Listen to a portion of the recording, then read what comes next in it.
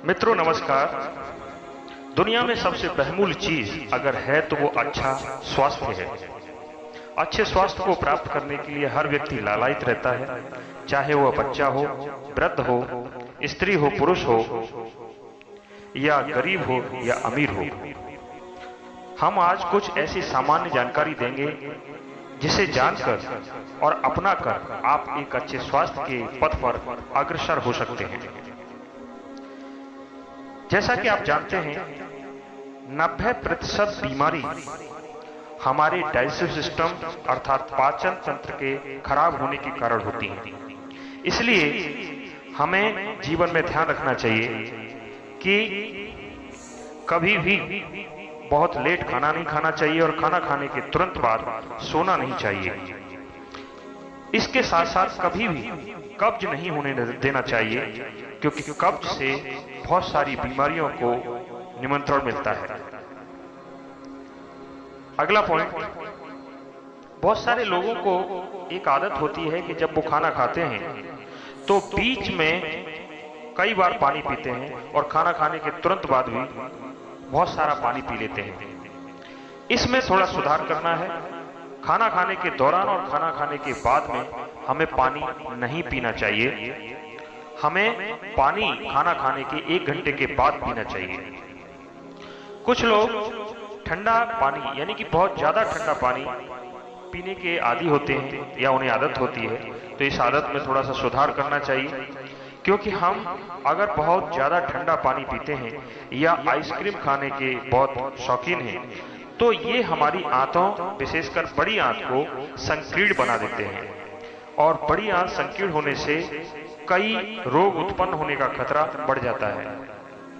हालांकि अगला जो मैं पॉइंट बता रहा हूं उसके बारे में आप अच्छी प्रकार जानते ही होंगे कि जैसे मैगी, जितने भी फास्ट फूड हैं, या गुटखा, शराब, पिज्जा, बर्गर, बीड़ी, सिगरेट, कोल्ड ड्रिंक्स, ये भी अगर हम बहुत ज्यादा यूज करते हैं तो ये बड़ी आंत को सड़ा देते हैं और जिसके कारण बहुत सारी गंभीर बीमारियां उत्पन्न हो जाती हैं, जिससे हमारा जो एक अच्छे स्वास्थ्य के पथ पर अग्रसर होने का सपना था वो पूरा नहीं हो पाता है।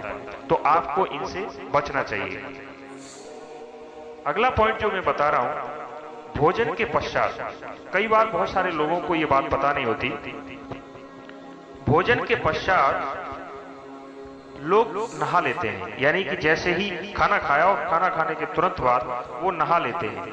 ऐसा नहीं करना चाहिए। इससे हमारी जो पाचन शक्ति है वो बहुत ही कमजोर पड़ जाती है और जिसके कारण हमारा जो शरीर है वो भी कमजोर होने लगता है, क्योंकि जब पाचन शक्ति कमजोर होगी तो हमें प्रॉपर न्यूट्रिशन नहीं मिल पाएंगे, तो हमारा शरीर भी कमजोर हो सकता है।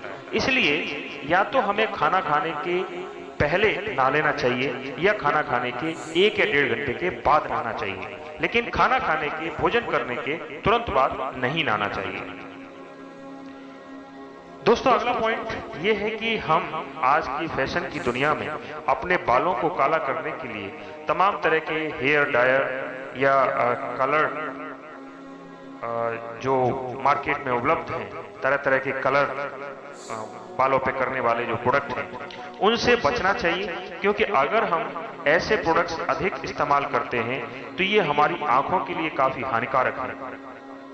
अगला पॉइंट जो कि आपको भी और अपने परिवार में सभी को बताना चाहिए कि जो दूध है, दूध के साथ कभी भी हमें कोई भी नमकीन चीज नहीं खानी चाहिए।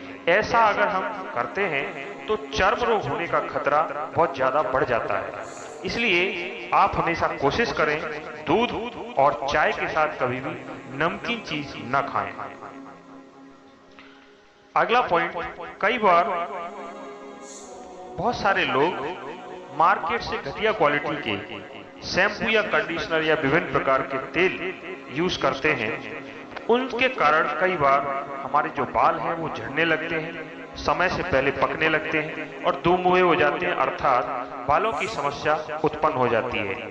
इसलिए कभी भी शैम्पू, कंडीशनर या बालों के लिए तेल खरीदते समय ये भली बात सुनिश्चित कर लें कि जो प्रोडक्ट आप ले रहे हैं वो पूरी तरह से नेचुरल होना चाहिए और इफेक्टिव होना चाहिए, केमिकलाइज्ड नहीं होना चाहिए। अगले पॉइंट की हम बात करते हैं बहुत सारे लोग बहुत ज्यादा गर्म पानी से नहाते हैं, स्नान करते हैं। ऐसा नहीं करना चाहिए, क्योंकि अगर हम बहुत ज्यादा गर्म पानी का इस्तेमाल करेंगे तो हमारे जो शरीर की रोग प्रतिरोधक क्षमता है वो कमजोर हो जाती है, और जब रोग प्रतिरोधक क्षमता कमजोर हो जाएगी तो हमारा शरीर भी कमजोर हो जाएगा। तो इसलिए आप कोशिश करें कि बहुत ज्यादा गर्म पानी का इस्तेमाल नहाने में ना करें।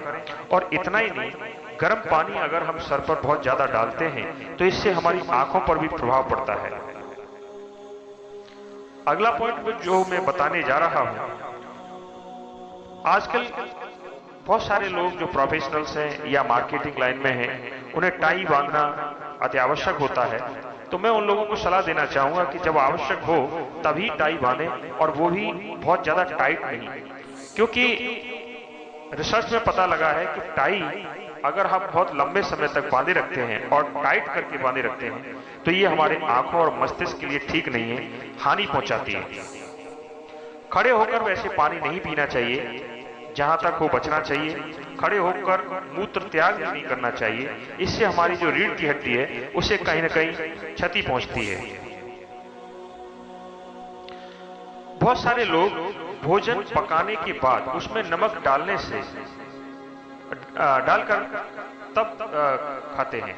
तो मैं ऐसे लोगों से सलाह देना चाहूंगा कि जो ये आदत है कि जब हम भोजन करते हैं उस समय ऊपर से जो नमक मिलाने की आदत है, इससे थोड़ा सा बचना चाहिए, क्योंकि ऐसा करने से हमारे शरीर में ब्लड प्रेशर बढ़ सकता है या हम ब्लड प्रेशर के शिकार हो सकते हैं। तो इसलिए ऊपर से आप नमक डालकर नहीं खाएं। अगला पॉइंट, जोर लगाकर नहीं हमें छींकना चाहिए। जब भी हम छींकें तो पूरे जोर लगाकर नहीं छींकें, इससे हमारे जो कान हैं, रिसर्च में ये भी पता लगा है कि कान कमजोर होने लगते हैं और उन्हें नुकसान पहुंचता है अगर हम बहुत जोर लगाकर छींकते हैं तो।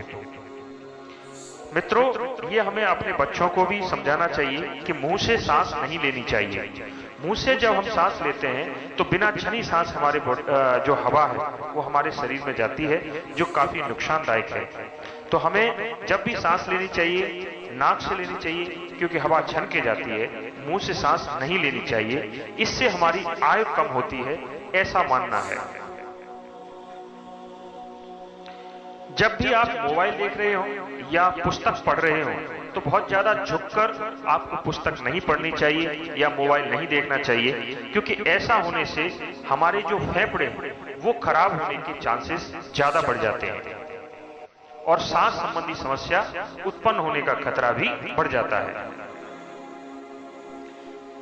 खाना खाने के बाद हमें गुड़ खाना चाहिए या सौंफ भी खा सकते हैं।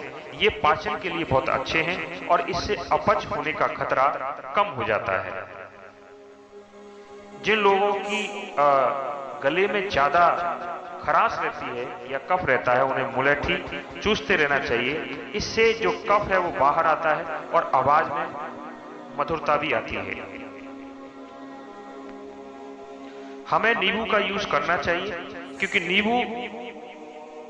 अगर नींबू को हम पानी में डालकर लेते हैं तो इससे हमारे शरीर में एक तरह से टॉक्सिन्स भी रिमूव होते हैं और पेट से संबंधित जो समस्याएं हैं उनमें काफी सुधार होता है। अगला पॉइंट जो मैं बता रहा हूं वो ये कि चोकर खाने से शरीर की रोग प्रतिरोधक क्षमता बढ़ती है।